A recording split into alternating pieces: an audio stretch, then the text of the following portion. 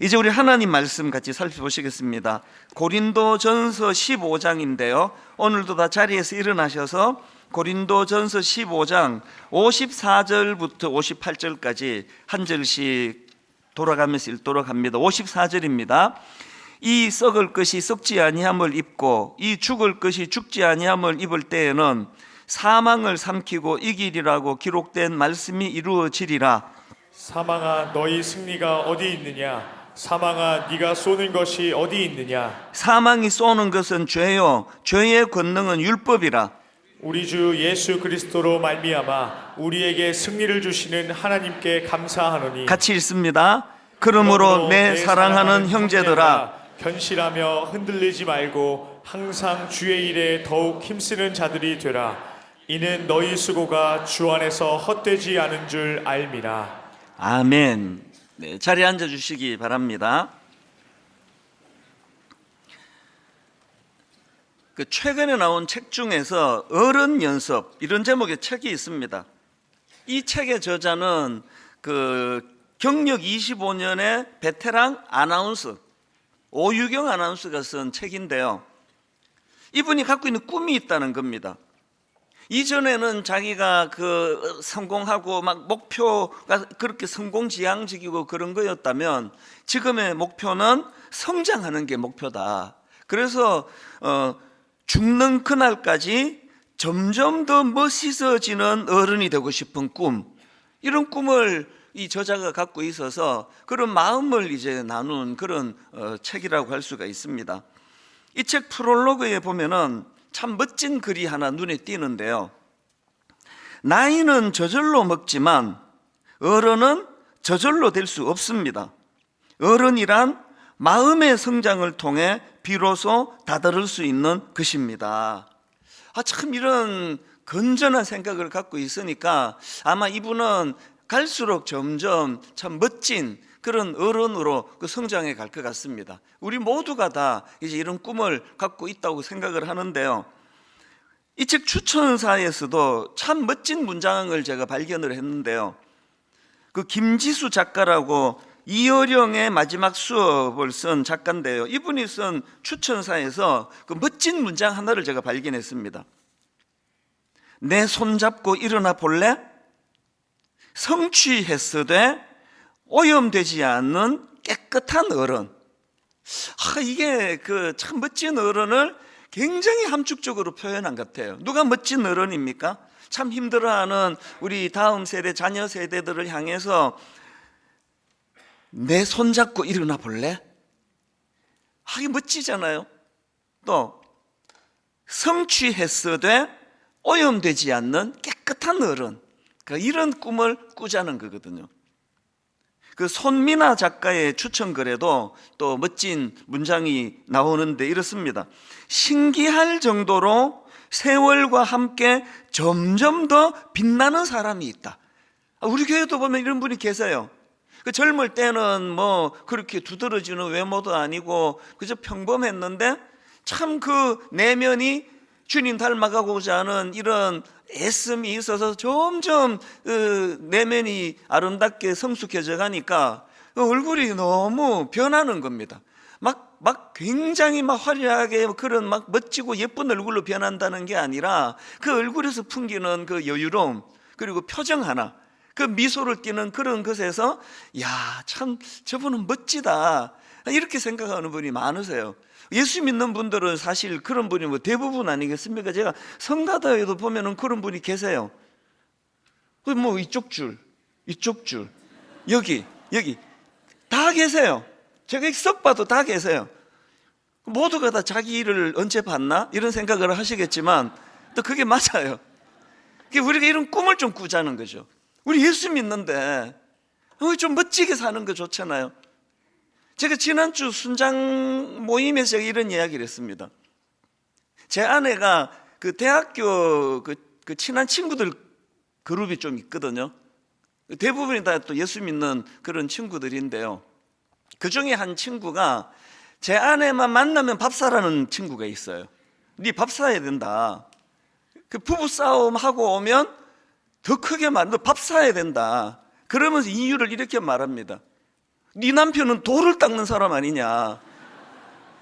이제 전 또 목사를 그렇게 표현하는 거 처음 들어봤습니다. 네 남편은 돌을 닦는 사람인데 큐티하고 묵상하는 그렇게 이제 재밌게 표현한 거예요. 부부싸움도 안 하고 얼마나 네가 잘 지내고 있느냐 이렇게 이제 추측해서 밥을 사라는 건데 한 번도 안 샀으리라 생각을 해요. 속으로 아이고 니도 살아봐라 뭐 그렇게 생각했을 수도 있는 거 아닙니까? 뭐 이거 웃기려고 하는 이야기인데요. 또 뭐 안 웃어가지고 좀 약간 실패했는데 무슨 말을 하고 싶은가 하면 안 믿는 분들이 우리에 대해 진짜 그렇게 말할 수 있다면요. 예수 믿는 여러분을 향하여 너는 남편이 예수 믿잖아. 너 아내가 예수 믿잖아. 너 밥 사야 돼. 이런 어떤 그 멋짐을 안 믿는 사람들도 우리에게 요구하는 거거든요. 오늘 우리가 예수 믿는 사람이라고 했을 때 막 예수 믿어가지고 뭐 기도를 하는 게 전부 해주시옵소서, 뭐 출세시켜 주시고 돈 벌게 해주시고 이런 어떤 가시적인 거 이런 것을 구하는 게 아니라 이 작가가 아나운서로 엄청 성공한 분이거든요.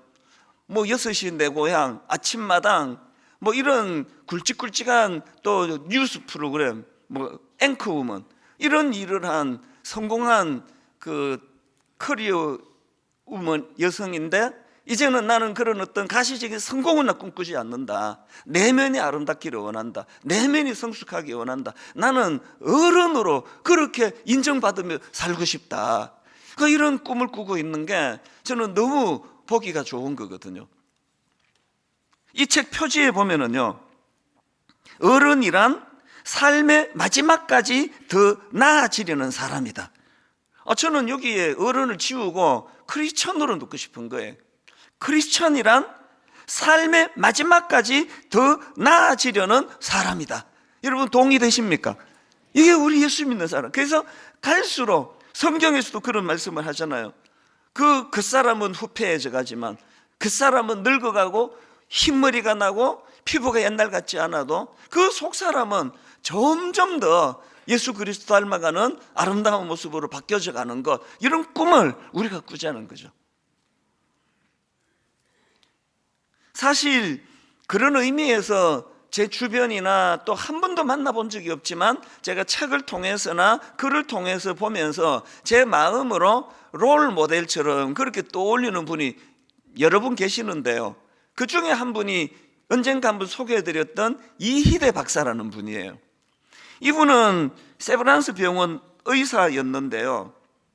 지금은 돌아가셨지만 이 살아계실 때 유방암 분야에서 그 완전 실력자로 인정받던 분이에요.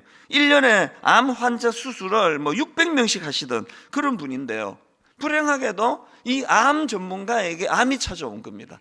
너무 분주하게 환자들을 돌보느라고 자기는 건강검진을 못 받아서 그랬는지 모르지만 이분이 이제 암을 발견할 때는 대장암 4기. 뭐 요즘에는요, 뭐 의술이 막 워낙 좋아지고 약이 좋아지고 그래서 뭐 4기라고 해서 옛날 같지가 않은데 이 당시로는 4기를 말기라고 표현할 때예요. 그리고는 너무 이제 제가 가슴 아픈 글을 읽었는데요. 이런 인터뷰에서 이런 말을 하더라고요. 지난 7년간 모두 11번 재발했지요. 간은 3번 절제했고 대장과 직장 1번씩, 골반 뼈 제거 수술도 받았습니다. 방사선 치료와 항암제 투약도 계속했답니다. 이게 뭐 뼈까지 전이가 돼가지고 골반 뼈 제거 수술을 했다니까 어느 정도 심각한 상황인지 아시겠죠? 그런데 제가 놀라는 건요, 그렇게 11번 재발이 되고 그렇게 수술을 했던 이분인데요, 조금만 나아지면은 위축되지 않고 늘 이제 자기 일상생활, 이분의 사명이 뭔가 하니까 이것도 너무 감동이에요.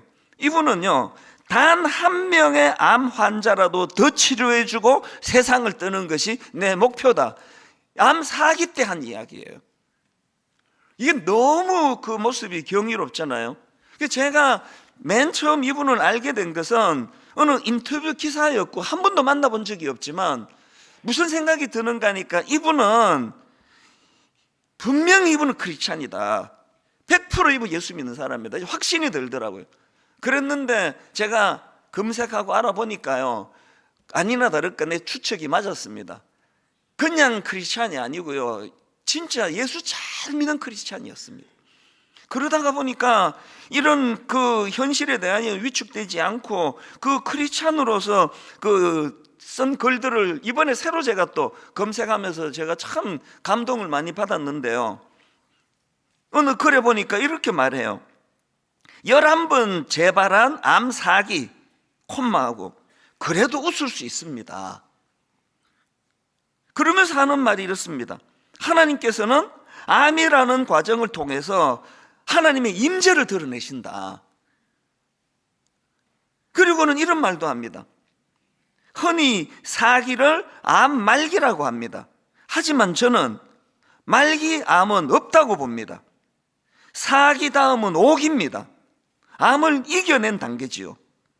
암을 이기겠다는 오기만 있으면 하나님이 예비하신 생명의 오기가 들어설 수 있습니다. 사기밖에 없으니까 사기를 말기라 그러는데, 이 전문가, 암 전문가 교수님이 난 그거 동의할 수가 없다는 거죠. 오기가 있다는 거예요. 막 오기를 내서라도 이제 워드 플레이까지 하시잖아요. 막 오기를 가지고 나는 이거 이겨낼 수 있다고 하면은 암 극복하는 게 그게 낫는 게 오기다. 이런 멋진 말들을 막 하시는 겁니다. 그리고 또 이런 말도 있습니다. 암은 자기를 돌아볼 수 있는 기회이자 생명의 근원이신 하나님을 만날 수 있는 축복이므로 소망을 가지고 하루하루를 감사함과 기쁨, 사랑으로 살아갑니다. 여러분 너무 멋지잖아요. 성경 읽고 묵상하고 매주마다 교회에 나와 하나님 말씀으로 무장이 되는, 제 아내 친구 농담을 하는 말처럼 네 남편이 목사인데 네 남편이 맨날 도 닦잖아. 그러니까 너는 뭐 걱정할 게 있어. 너 맨날 밥 사야 돼. 이런 이야기가 농담이 아니라 실제가 되기를 원하는 거죠. 오늘 예배드리는 모든 크리스찬 여러분, 그 책에서 제가 그 어른 연습이라 그러잖아요. 그리스도를 닮은 점점 나이가 들수록 참 그에게서 향기가 나타나고 그의 모습에서 아름다움이 드러나는 이런 크리스찬이 되는 꿈을 갖게 되시기를 바랍니다. 성경의 인물 중에서도요, 제가 참 이분은 내가 진짜 롤 모델로 그렇게 오래전부터 닮아가고자 하는 분들이 뭐 얼마나 많습니까? 막 구약에도 많고 신약에도 많고 그런데요, 그 중에서 저는 이제 목사다 보니까 이 사도 바울, 그 사도 바울을 제가 묵상하고 그분에 대한 글을 읽고 할 때마다 야, 정말 막 이분 이런 모습으로 살아간다면 막 일 많이 하고 그게 아니라요, 우선 그 사도 바울을 보세요. 그 변화가 느껴지잖아요. 소탐대실하지 않아요. 일희일비하지 않아요. 누가 자기를 공격해도 그 빌립보스 1장을 신학교 다닐 때 읽다가 제가 너무 감동을 받았습니다. 오늘날도 마찬가지인데 바울 시도도 그랬나 봐요. 그 바울을 라이벌로 생각해가지고 그러니까 바울을 이겨내려고, 꺾으려고, 막 심지어는 그를 괴롭히려고 그렇게 열심히 일하는 사람들도 있다는 거예요. 그 바울이 얼마나 괴롭겠냐고. 그래서 사도 바울이 뭐라고 말하는지 아십니까? 이렇게 말해요. 이런 괴로운 걸 다 피력하고는, 그러나 나는 저 사람이 어떤 동기로 복음을 전했든지 간에 날 괴롭히려고, 날 라이벌로 생각하고 어떤 동기로 복음을 전했든지 간에 전해지는 것이 복음이라면 나는 그것으로 기뻐하고 또 기뻐하겠다. 제 신학교 때 그 구절을 발견하고 문득문득 제 마음에서 참 이 좁은 저, 참 도량이 넓지 못한 이런 저 연약한 모습을 볼 때마다 꿈을 꾸는 거죠.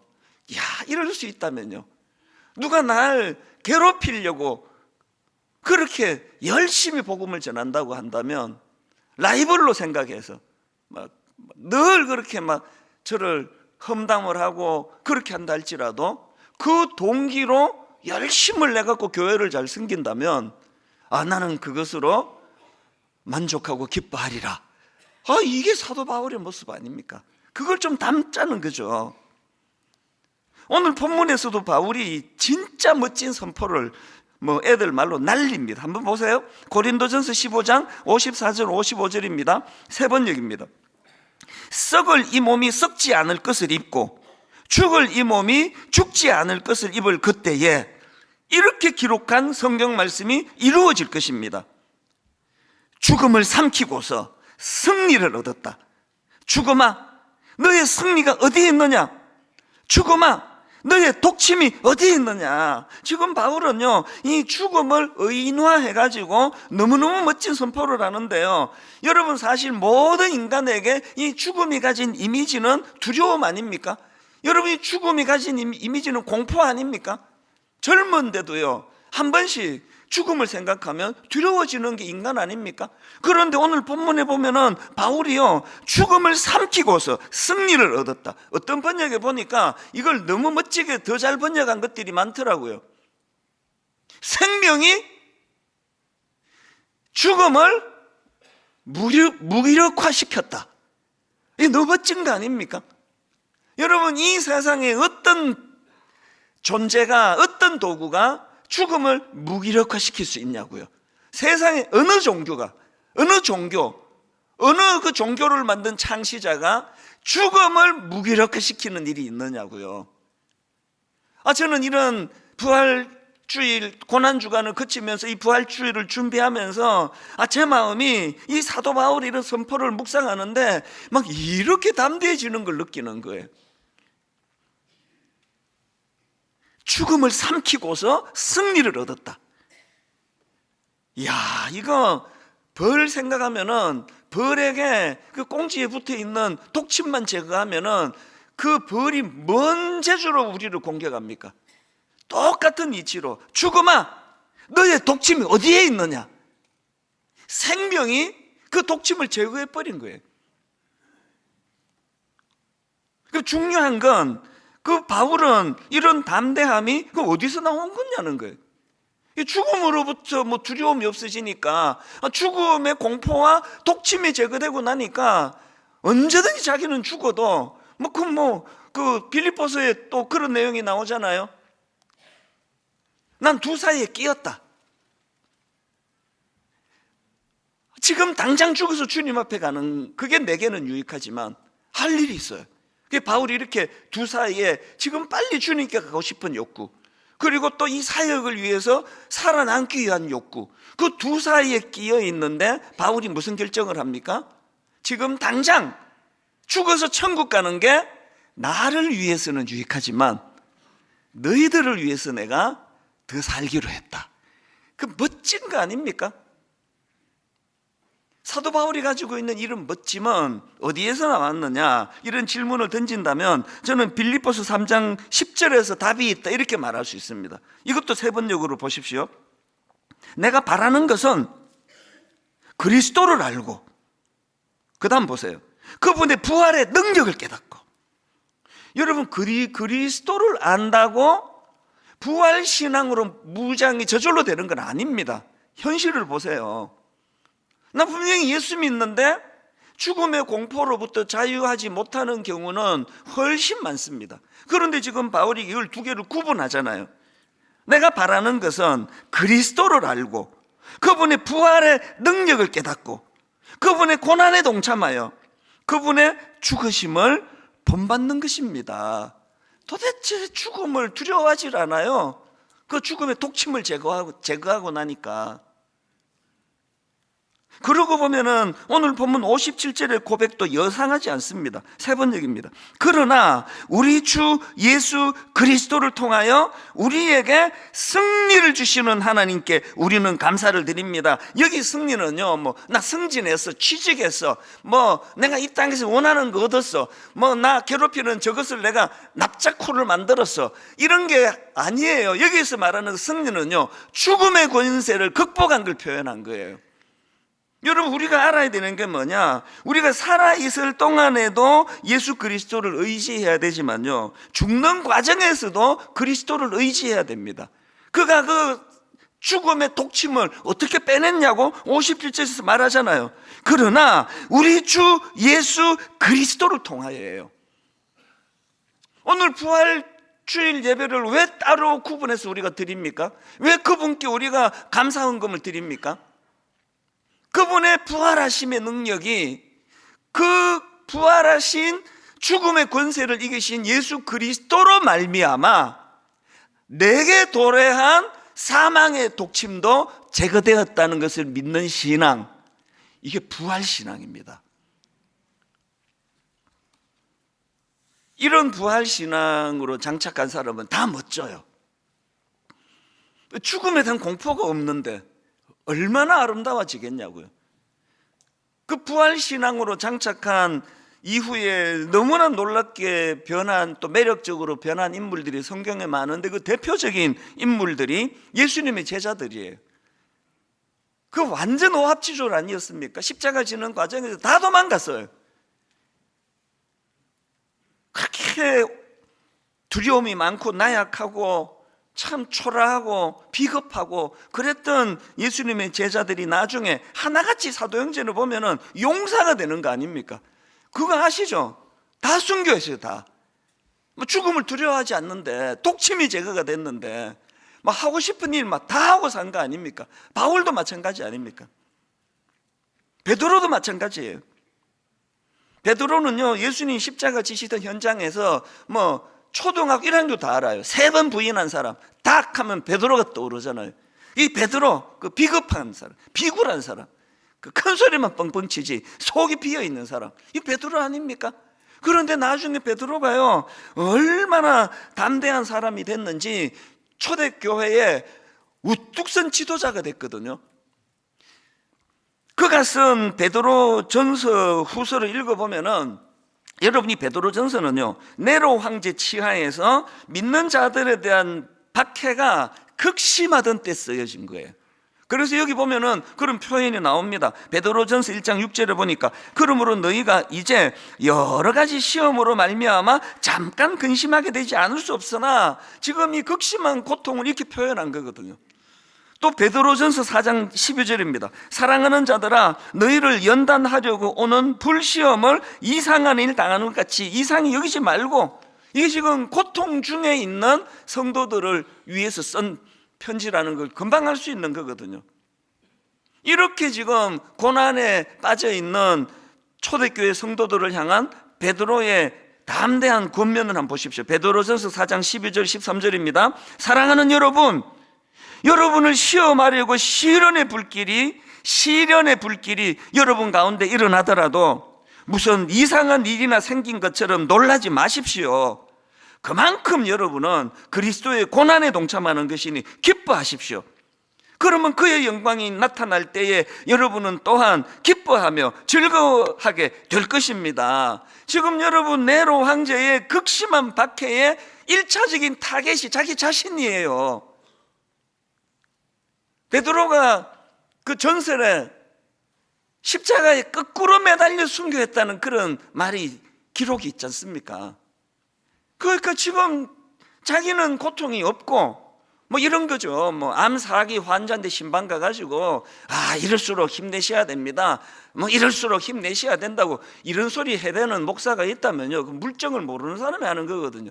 이 고통이 얼마나 극심한 걸 하나도 모르니까 그런 이야기 너무 쉽게 하는 거거든요.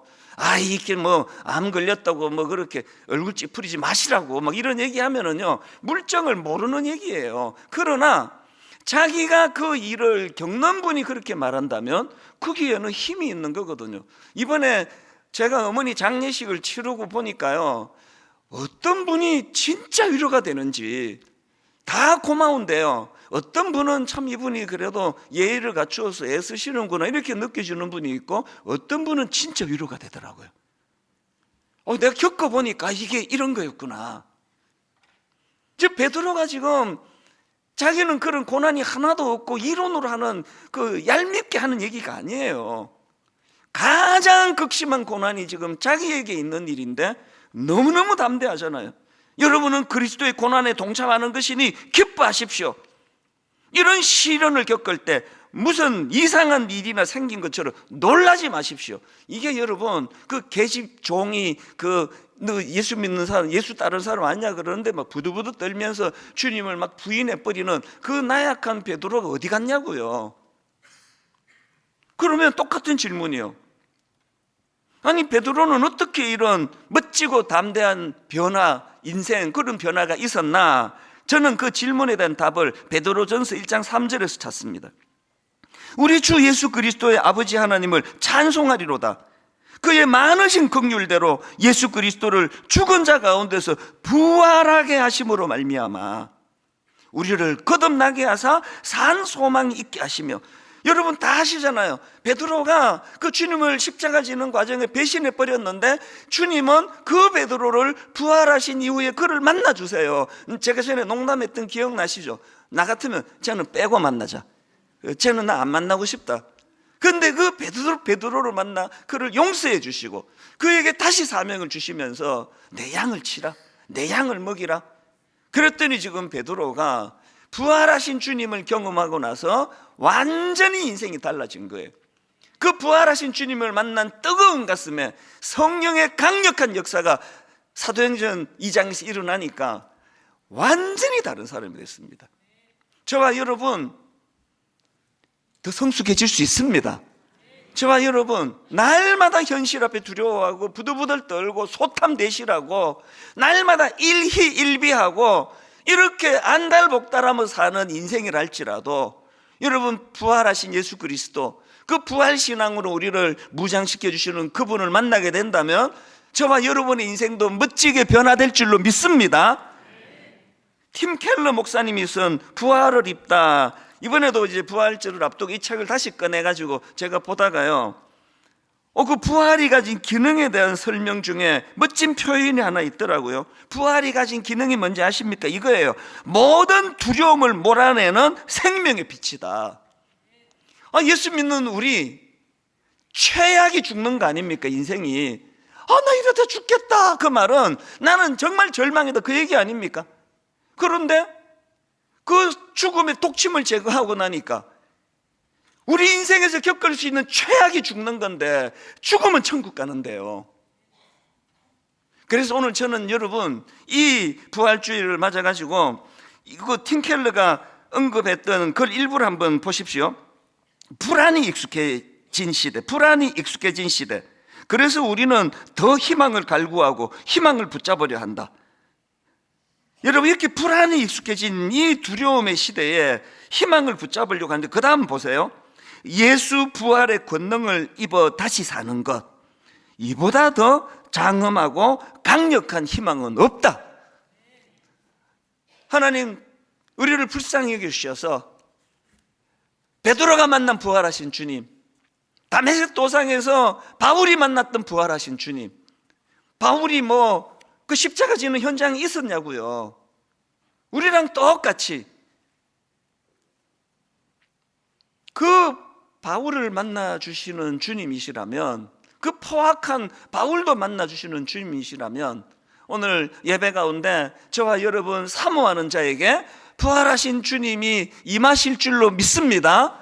아까 이희대 박사가 그런 말 했잖아요. 암사기, 고난 중에도 나 웃을 수 있다. 왜? 이 고난을 통해서 자기는 하나님의 임재를 경험하기 때문이다. 여러분 아픈 일 갖고 맨날 아프다고만 그러지 마시고요, 여러분의 아픔을 하나님의 부활하신 주님의 임재를 경험하는 재료로 사용할 수 있는 지혜로운 신앙인들이 되시기를 바랍니다.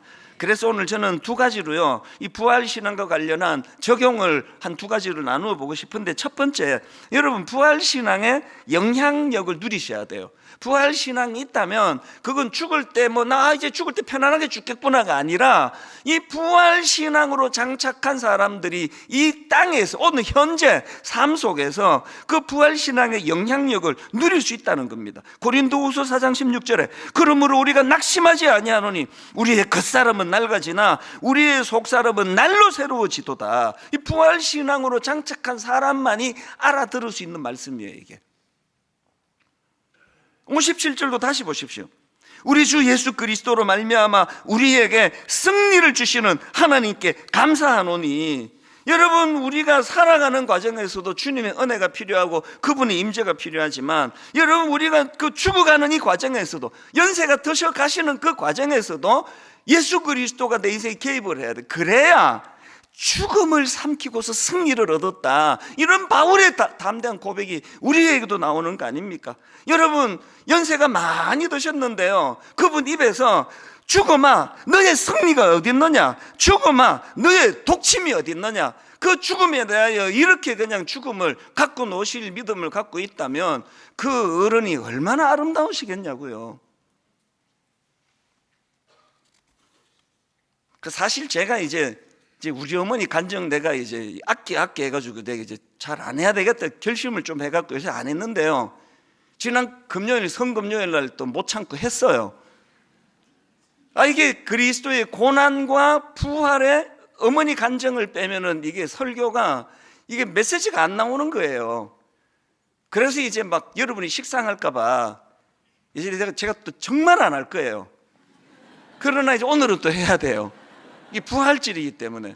제가 지난 성금요일 날 어머니에 대해서 제가 상처가 좀 많다 그랬잖아요. 왜? 어릴 때부터 싸우고 오면은 온 동네 사람들이 다 자기 아들 편 드는데 우리 어머니는 진짜 이상한 분이에요.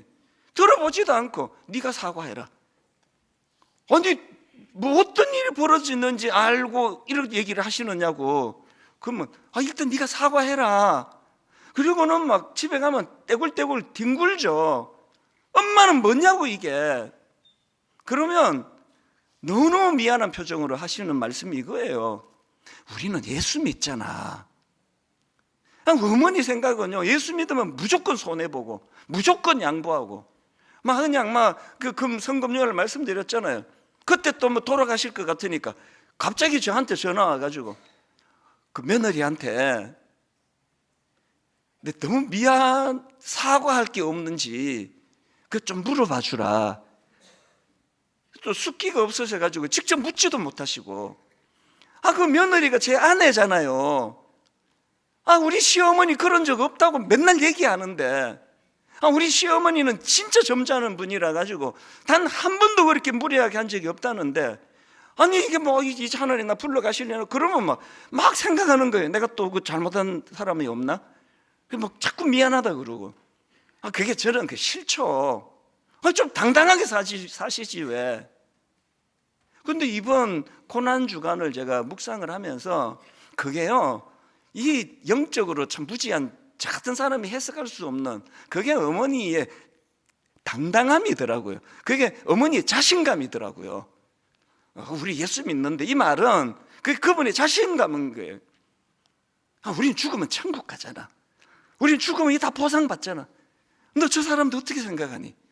이렇게 설명을 매끄럽게 막 신학 교수처럼 해주신 적이 없으니까 내가 오해하고 있었는데, 이번에 내가 새로 분석을 한 겁니다. 이게 어머니 부활신앙이구나.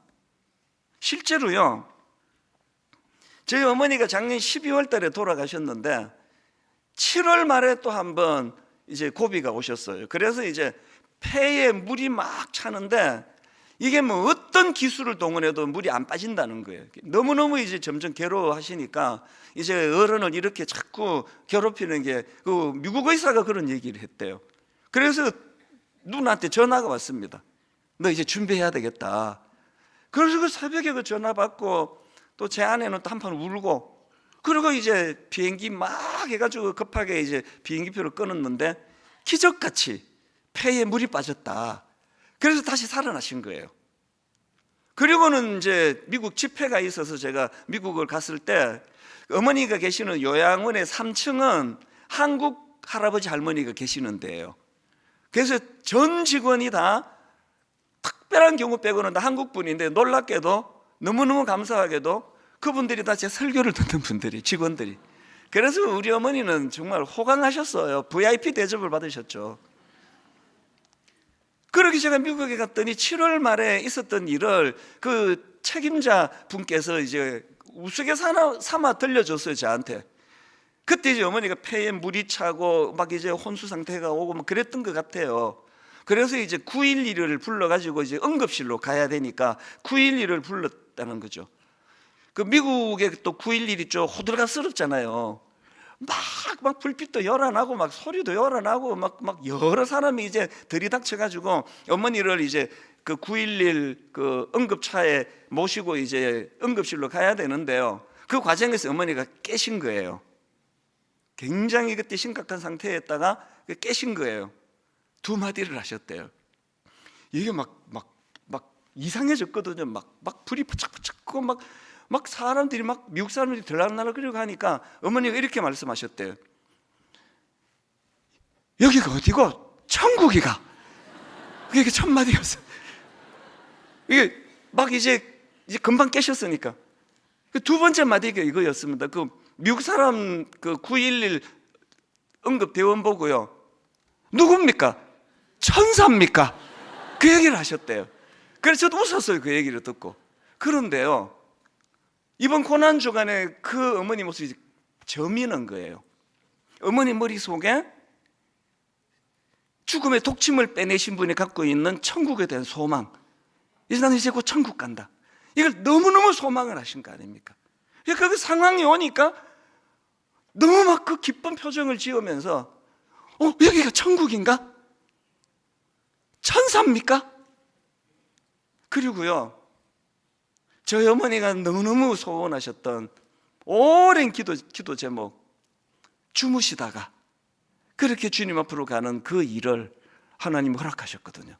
어머니 돌아가시기 하루 전날에요, 참 저희 누나 셋이 참 효녀예요.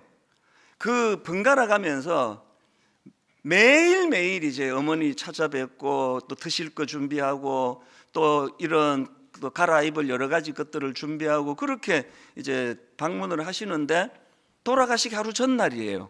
제 바로 위에 누나가 이제 어머니를 찾아뵀어요. 어머니는 또 좀 뭐라 그러나요? 체면이 많으셔서 가면 바로 가라 그래요. 여기 있으면 많이 가라. 저도 방문해 갖고 3일 연속으로 가는데 막 야단을 치시는데, 목회를 엉터리를 하지, 오지 말고 가라고. 그거 우리 어머니예요. 그런데 돌아가시기 하루 전날요, 저희 누나 보고 가지 말라는 거예요. 야, 이게 모르겠습니다. 영적으로 그거를 아셔서 그런지 그냥 그러신지 몰라도 자꾸 가지 말라는 거예요. 너 가지 마라. 그래서 오후까지 있었대요. 그럼 할 말도 없고 그러니까 저희 누나가 이제 이런저런 이야기하면서 그 질문을 했대요. 엄마 지금 누가 제일 보고 싶으세요? 이제 추측할 수 있잖아요. 한국에 있는 그 막내 아들 목회하는 그 이목사 보고 싶으세요? 큰아들이 보고 싶으세요? 손자 중에 누가 보고 싶으세요? 그 질문했겠죠. 그랬더니 어머니가요, 이렇게 말씀하시더래요. 돌아가시기 하루 전날입니다. 나는 예수님이 보고 싶다. 그리고요, 큰아들이 보고 싶습니까? 막내 아들이 보고 싶습니까? 그 질문에 보면 뭐하노? 그게 하찮다는 뜻이 아니고요, 그 인간적인 거 잠깐 보고 또 가면은 그만인데, 이 이야기를 하신 거예요. 그 보면 뭐하노? 그리고 그 다음 새벽에 돌아가셨어요. 우리 어머니가요, 사실 외모적으로는 키도 조그만 하시고 이렇게 하면 이해가 확 될 거예요. 제가 어머니 제일 많이 닮았습니다. 농담으로 내가 우리 아버지는 그 상대방 인격만 보고 외모를 안 보셔가지고 내가 좀 그렇다고 이렇게 놀리고 그런 이야기를 했는데요, 저한테 꿈이 생겼어요. 독침을 제거한, 죽음의 독침을 제거한 어머니처럼 나도 저렇게 죽으면 좋겠다. 우리 아이들이 얼마나 자기 아버지가 목사인데 저의 마지막을 멋지게 보겠냐고요. 제 머릿속에 어머니는 너무 멋져요. 너무 아름다워요. 안달복달하지 않았거든요.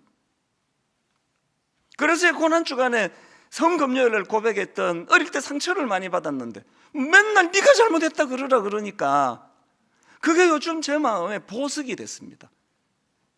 상처가요, 영어로 스카 아닙니까? 상처가 십자가를 통과하니까 스타가 되더라고요. 다니엘서에 주님 앞으로 인도하는 그 사람이 스타래요. 두 번째로 간단하게 말씀드리고 말씀을 마무리할까 하는데요, 부활신앙과 관련한 두 번째 적용이 뭐냐, 부활신앙으로 다시 꿈꾸자는 거예요. 우리 다시 꿈꾸자는 거예요. 부활신앙으로 안착하고 다시 꿈꾸자는 겁니다. 58절을 다시 보십시오.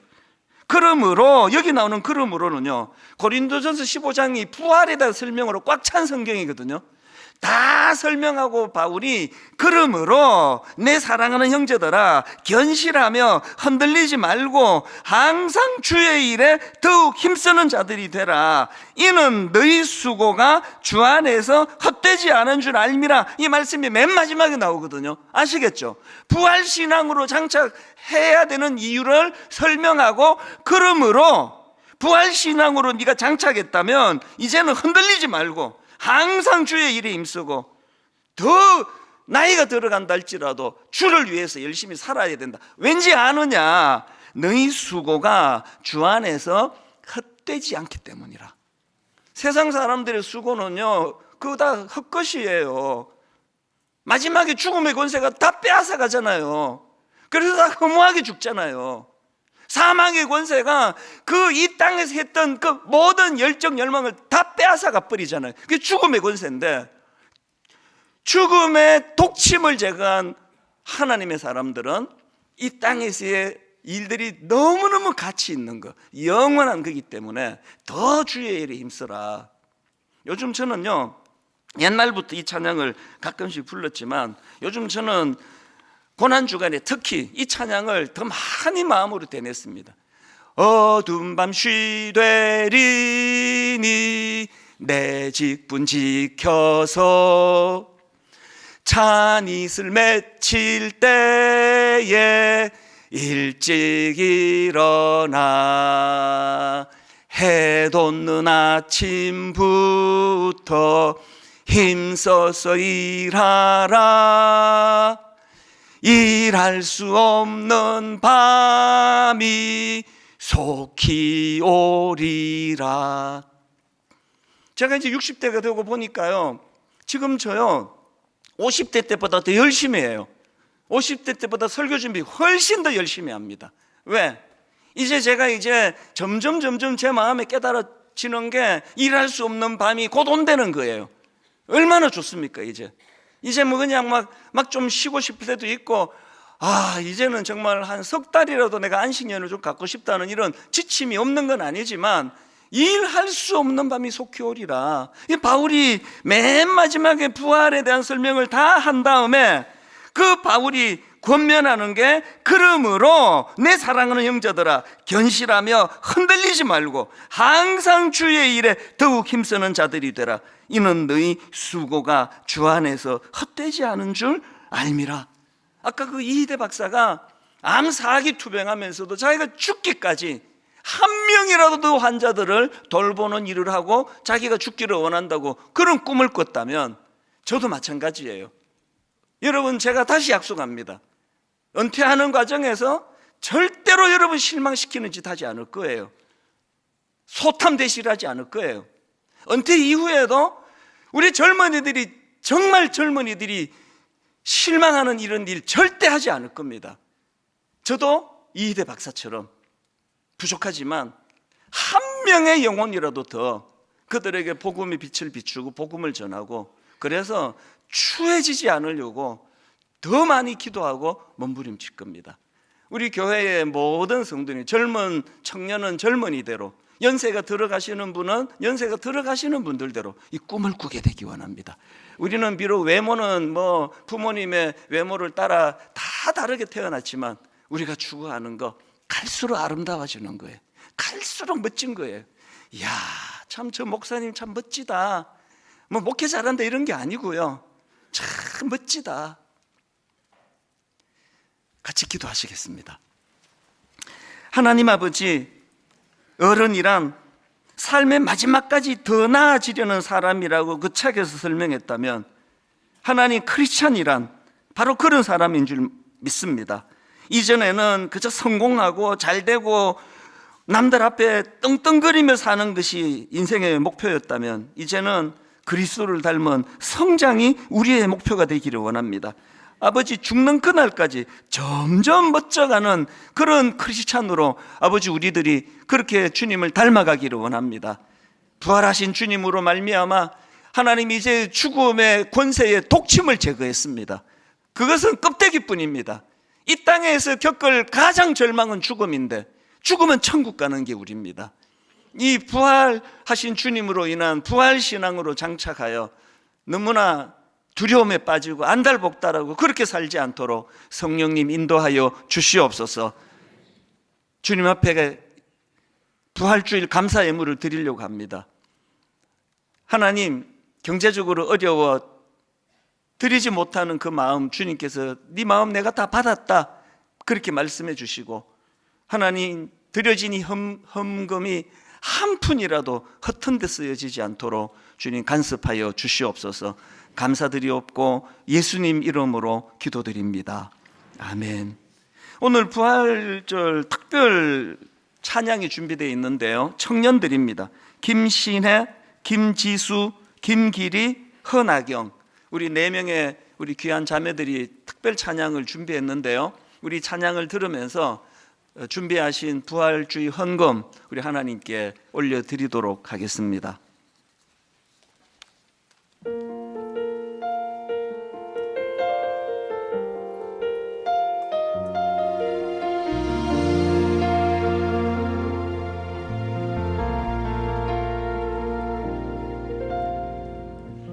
하늘보다 높으신 주 사랑, 바다보다 넓으신 주 사랑, 나를 향한 크고 높으신 사랑, 헛되고 헛된 그 모든 것 내게서 멀리 거두셨네. 나의 수치 찬양되었네. 하늘보다 높으신 주 사랑, 바다보다 넓으신 주 사랑, 나를 향한 크고 높으신 사랑, 헛되고 헛된 그 모든 것 내게서 멀리 거두셨네. 나의 수치 찬양되었네. 영원히 감사드리리 주님의 은혜, 날 찾아주신 그 사랑, 오 주님 내 전부 사랑해요, 경배해요. 나 주 위에 살리 영원토록 신실한 진주 사랑을 전하리.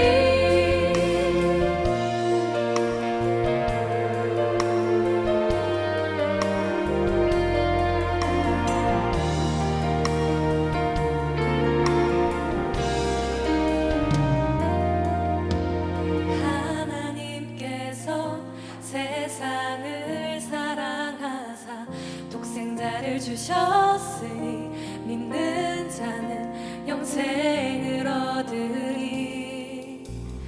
하나님께서 세상을 사랑하사 독생자를 주셨으니 믿는 자는 영생을 얻으리. 하나님께서 세상을 사랑하사 독생자를 주셨으니 믿는 자는 영생을 얻으리. 난 믿네. 하나님께서 세상을 사랑하사 독생자를 주셨으니 믿는 자는 영생을 얻으리.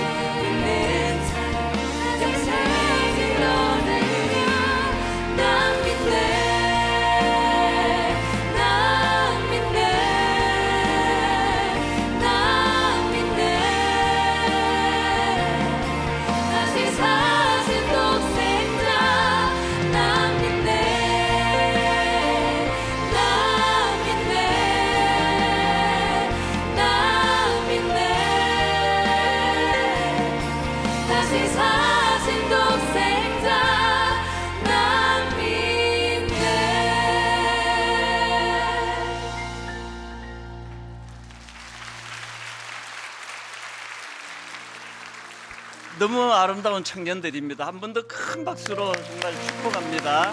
너무 감사합니다. 이제 다 자리에서 일어나셔서 찬송가 160장입니다. 우리 감사와 기쁜 마음으로 우리 손뼉 치면서 1절, 2절 그렇게 불러드리겠습니다.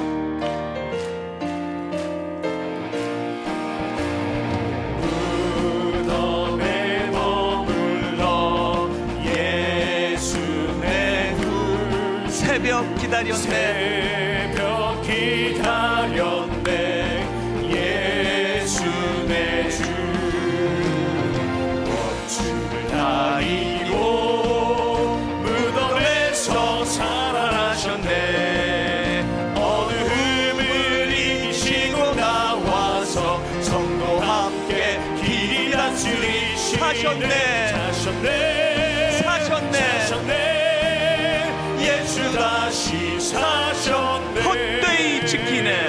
헛되이 지키네 예수 내 굴주. 헛되이 봉하네. 헛되이 봉하네 예수 내 주.